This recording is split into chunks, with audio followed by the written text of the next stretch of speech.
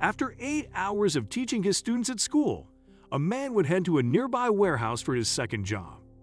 The single father wanted to save money for his son's surgery so he could walk again, but had no idea how his life would soon take an unexpected turn. "I have bad news for you, Mr. Damian," the doctor said. "Unfortunately, your wife is in a coma at the moment, and Maddox cannot walk on his own." Before we continue, please take some time to subscribe to Dailydose, like and share this video with your friends. It might brighten their day and inspire them to do good. Also, keep watching because an important lesson awaits at the end of the video.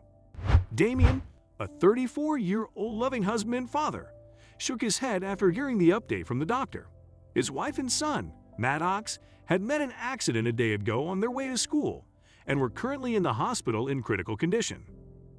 "I will do what it takes to save my family," Damian told the doctor.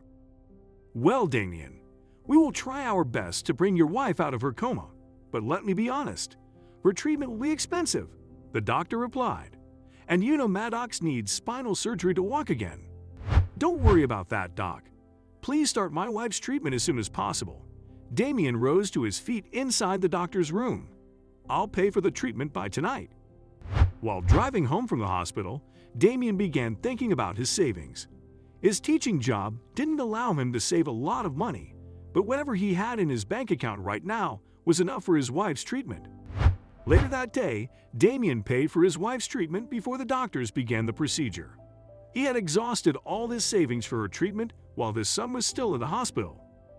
The doctors said Maddox had lost his ability to walk, and the chances of seeing him on his feet again were slim. "I'm sorry, Mr. Damian," the doctors said to him the next day. "We couldn't save your wife." Damian felt his heart pound while his knees began to lose strength. He sat on one of the chairs in the hospital waiting area and buried his face in his hands. "Mr. Damian, are you okay?" a nurse asked. The heartbroken man forced a smile on his face while looking at the nurse, who had no idea he had just lost the woman he loved the most. "How am I going to tell this to Maddox?" he wondered while heading towards his son's room in the hospital. Maddox was sleeping peacefully when Damian entered his room, so he decided not to wake him up. However, looking at him made Damian realize he couldn't lose his son or deprive him of his chance at walking again. "I won't let you go, Maddox. You will walk again," Damian thought to himself and promised that he would get his son back on his feet. The only obstacle in his way was the money he had to pay for Maddox's spinal surgery. A few days after his wife's funeral, Damian turned on his laptop and began searching for jobs on the internet. Since he had spent all his money on his wife's treatment, he had nothing left for Maddox's surgery. 2 hours later, Damian closed his laptop and took a deep breath. He had sent his CV to multiple hiring managers who needed workers for afternoon shifts. He had planned to work another job after teaching kids at school. Since Damian was a devoted teacher, he could never think about quitting his job. He knew his students needed his help, and he could never abandon them by leaving his job. 2 days later, Damian received a call from a hiring manager of a warehouse near his school.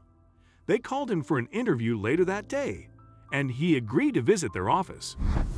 During the interview, he told the hiring manager about Maddox and that he wanted to work 2 jobs to pay for his son's surgery. After hearing his story, the warehouse management hired Damian as a loader. "Thank you so much," Damian said before he exited the warehouse. He was delighted to get the job because working day and night was the only option he had to get Maddox back on his feet. Damian would leave his home in the morning and return at midnight, while Maddox was still at the hospital. Working 17 hours a day was exhausting, but he didn't give up. A few months later, Damian had saved enough money to cover the costs of Maddox's surgery. He told the doctor to begin the procedure, despite knowing the chances of success were very low. "Mr. Damian?" the doctor said, standing near Damian's seat in the hospital's waiting room. The tired father had fallen asleep while Maddox was inside the operation theater. "Is Maddox okay? How is he doing?" a worried Damian asked the doctor. "Calm down, Mr. Damian. Maddox is absolutely fine," the doctor told him. "The surgery was successful, and we think your son will be able to walk again. Congratulations." Damian breathed a sigh of relief as the doctor smiled at him. He had worked tirelessly for his son's recovery, and now he could finally watch Maddox walk again.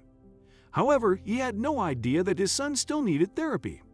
A day later, the doctors told Damian about the therapy charges, which meant he still had to work 17 hours a day until his son could finally learn how to walk. "Don't worry, Maddox," Damian told his son in the hospital. "You'll be on your feet in no time." While Maddox underwent therapy, Damian worked 17 hours a day. He worked as a teacher during the day and as a hardworking loader after school hours. He worked without breaks in between and soon faced the consequences of working too hard. One day, Damian was at the warehouse loading heavy cartons in the truck when he felt a sharp pain in his body and collapsed on the floor. Minutes later, an ambulance arrived and took him to the nearby hospital. Damian had suffered a stroke because his body couldn't bear the strain. He worked tirelessly without adequate rest, which affected his health. When Maddox learned that his father was in the hospital, he quickly reached there in his wheelchair. "What happened to Dad?" Maddox asked his father's doctor. "Look, Maddox, your father needs to rest. He just suffered a stroke that could have claimed his life, but he was lucky enough that the first responders brought him here on time." Maddox nodded and asked the doctor if he could see his father. "Yes, you can meet him. But please don't talk to him about anything stressful." "Hi, Dad." Maddox smiled at Damian after entering his hospital room in his wheelchair. "How are you feeling now?" "I'm fine, son. There's nothing to worry about," Damian said. "Dad, you need to rest," Maddox said sternly. "The doctors told me you have been working too hard the past few days. Were you doing extra hours at school?" After a few seconds of silence, Damian told his son that he had been working as a loader after school and barely rested during the day. "You worked 17 hours a day. Why, Dad?" Maddox asked worriedly. "I had to pay for your surgery and therapy, Maddox," Damian replied. "I couldn't deprive you of your ability to walk." "Oh, Dad." Maddox held his father's hand. "I had no idea you worked so hard for my surgery." Later that day, Maddox visited his father's school with a friend who helped him enter the principal's office in his wheelchair. "Hi, Mr. Brandon." "I'm Maddox, Mr. Damian's son," Maddox said. "Oh, Maddox," Brandon said. "How are you? And how is Mr. Damian?" "I'm on the road to recovery, but Dad is still in the hospital." Maddox smiled forcefully. "I wanted to talk to you about Dad." "Sure, Maddox. What is it?" Brandon asked. I wanted to know about the promotion policy at school," Maddox said after clearing his throat. "Is Dad eligible for it?" "I don't think so, Maddox," Brandon replied. "Look, something is going on with your dad. I have caught him sleeping during multiple lessons in the past few months, and even the students have told me about it. I have been thinking of firing him." "What?" Maddox's eyes widened.